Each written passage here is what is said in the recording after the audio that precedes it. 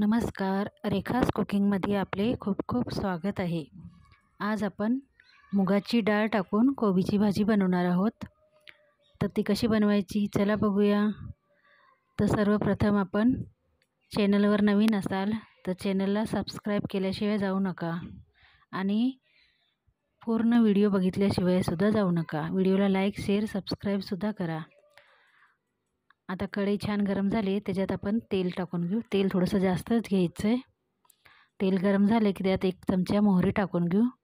मोहरी छान तडतडू द्यायची।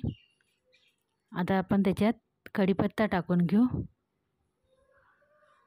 कढीपत्ता छान भाजला की नंतर आपण त्याच्यात लसूण आणि मिरची आबडधोबड कुटून घेतलेली आहे ती सुद्धा टाकून घेऊ। आपल्याला बारीक पेस्ट नाही करायची। आता 2 ते 3 मिनिटं खरपूस तेलात भाजून घ्यायचे। छान असं तेलात भाजून घ्यायचे। खरपूस भाजून घ्यायचं म्हणजे लसूण सुद्धा भाजीला खूप छान लागतो। कोण कोण लसूण टाकत नाही, पण एकदा नक्की टाकून बघा। लसणाची वेगळीच चव येते भाजीला आणि कोबीच्या भाजीचा असा वेगळाच वास येत असतो, म्हणून लसूण वापरला ना तर तो वास निघून जातो। तर छान असं खरपूस भाजून रेडी झालेलं आहे। आता आपण त्याच्यात 1 चमचा हळद टाकायची आणि थोडीशी हिंग टाकून घ्यायची। आपण हळद कमी खात असाल तर थोडी कमी टाकायची। आता त्याच्यात आपण कोबी धुवून ठेवली बारीक चिरून, ती टाकून घेऊ आणि तिला छान व्यवस्थित मिक्स करून घेऊ। छान कोबी व्यवस्थित मिक्स करून घ्यायची।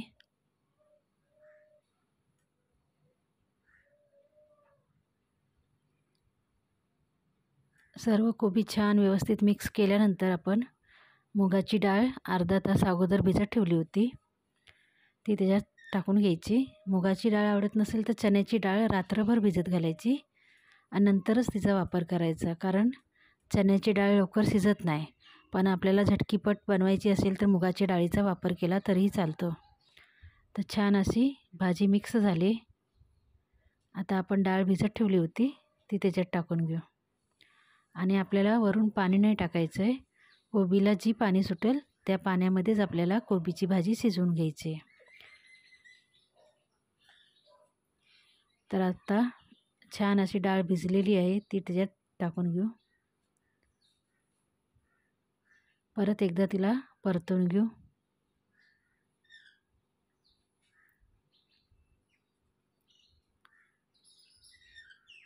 छान अशी व्यवस्थित मिक्स करून घ्यायची। चवीनुसार मीठ टाकून घ्यायचं।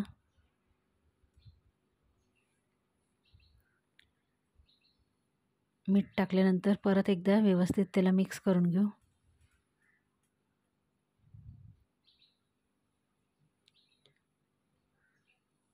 आणि झाकण ठेवून मंद आचेवर त्याला 2 ते 3 मिनिटं शिजवून घेऊ। 2-3 मिनिटांनी आपण झाकण काढून बघू। एकदा भाजी वर खाली करून घेऊ।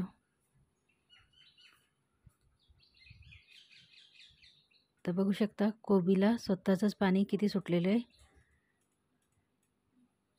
तर छान एकदा व्यवस्थित मिक्स करून घेऊ आणि परत त्याच्यावर 2 ते 3 मिनिटांसाठी झाकण ठेवायचं आहे आणि गॅस कमीच ठेवायचा। असं अधूनमधून कोबी हलवत राहायची, नाहीतर कढईला चिकटू शकते। तर 2 ते 3 वेळा अशी कढई खोलून हलवून घेतलेली आहे। तर छान अशी आपली झणझणीत कोबीची भाजी रेडी झाली। तर व्हिडिओ आवडला असेल तर व्हिडिओला लाईक, शेअर आणि सबस्क्राईब केल्याशिवाय जाऊ नका।